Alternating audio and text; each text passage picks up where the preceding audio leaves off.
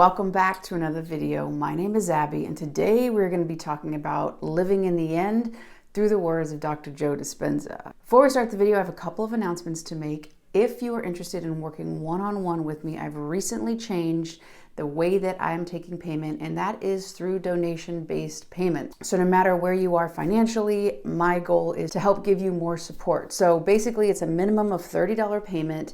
And if you feel led to give more money than that, that's great. If $30 is what you can afford right now, I am very happy to work with you either way. So look at that link below. It's going to show you a calendar where you can book. So back to the video, Neville Goddard's Living in the End as Told by Dr. Joe Dispenza. If you're not familiar with either of these, I'm excited for you because what I am finding is that there is a strong overlap. And really everything that I have been learning with law of assumption, law of attraction, there's all these common seeds. And my goal and my thing that I really get excited about is finding those nuances, seeing how it's all interconnected and essentially braiding those and weaving those together to help show you what those concepts are and what things will really make a huge impact in your life. So with that said, let's get into the video. Living in the End, if you're not familiar, if you're coming from the Dr. Joe Dispenza world, Living in the End comes from Neville Goddard, who was around in the 40s or so. And it's basically live in the end now. You have a wish that you want to be fulfilled, right? Whatever it is, whether it be about finances, relationship, a specific place that you want to live in, whatever it is, there's a wish that you want fulfilled. So what you're going to do is you're going to have a vision of that version of you that's in the end, and you're going to live in it now. So no matter what your circumstances are, you're going to have thoughts and feelings, you're going to have actions, you're going to dress, you're going to basically tap into that version of you now and live it now. Rather than waiting for the outside to change, you're going to change your inside to match the outside that you want, right? Living in the end. Live right now as if that end is happening. So what does this have to do with Dr. Joe Dispenza? Well, if you're familiar or maybe unfamiliar, Dr. Joe Dispenza is a lot more science-based, although in his big picture, it is very spiritual. And one of his main teaching principles is if you are not defined by a vision of the future, you are going to be left with the memories of the past. What does that mean? Well, if you're not living in the end right now and have that vision and that vision very clear in your mind, you're basically going to be replaying the past over and over and over. And he says that your thoughts and feelings essentially is your state of being. Your same thoughts that you had from yesterday. So Dr. Joe says that we have between 60 to 80,000 thoughts every day. And unless you're paying attention, and unless you're being divined by a vision of the future, unless you're living in the end, 90% of those thoughts are from the past. So 90% of 60 to 80,000 thoughts are from the past. So if you have the same thoughts, it's going to lead to the same choices. Those same choices from your past are going to lead to the same behavior. And so now you're having the same behavior from the past. What's that going to do? It's going to lead to the same experiences. Those same experiences from your past, from the 90% of thoughts you keep recirculating and recycling because you're not being defined by a vision of the future, because you're not living in the end. Those same experiences are going to lead to the same emotions, and those emotions are going to then lead to the same thoughts. So again, you can see the science of it. Dr. Joe really gets into that.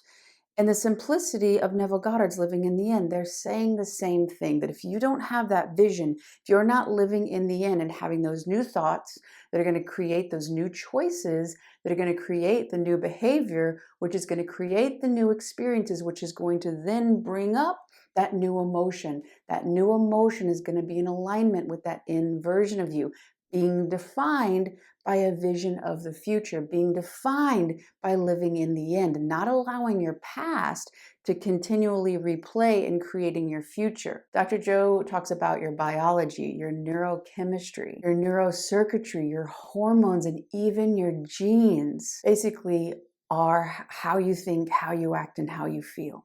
So think about what Neville Goddard talked about in the 40s.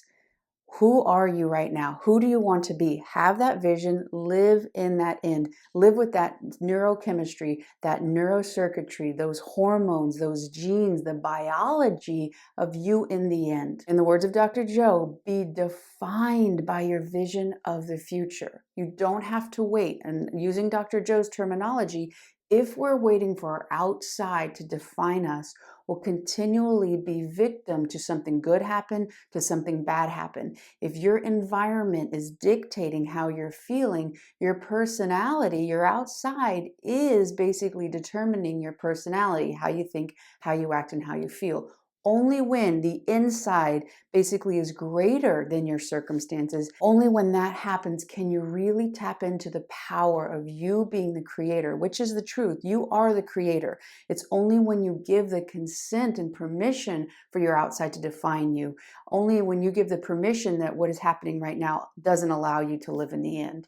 When your inside is greater than any circumstances in your life and you make the decision to keep the same thoughts, to keep the same feelings of you in that end, living in the end, being defined by that vision of you that is having that, despite what the circumstances are, then you are not being dictated. You're not being controlled by your circumstances. You're no longer a victim. You therefore move into the power of being the creator, because nothing outside of you is going to change the way you think, the way you act, and the way you feel.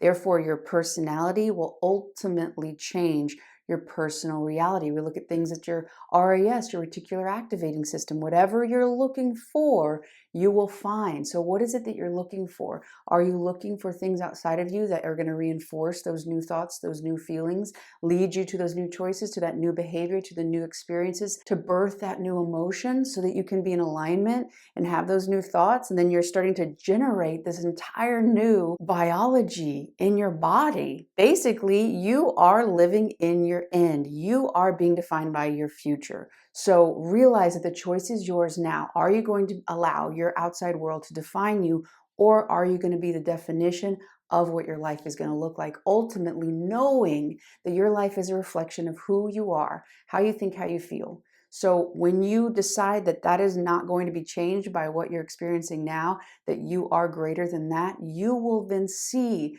who you are, how you think, how you feel, what you feel about life, how you believe yourself to be, who you believe yourself to be, and how you deserve to be treated by the world, whether it be finances, relationships, circumstances, whatever. Ultimately, that will be reflected back to you, because life is a reflection of who it is you think you are. I really hope you've enjoyed this video. If you have, click that like button. If you haven't done so already, join this community. We would love to have you by hitting that subscribe button. I love you all, and I will see you on the next one.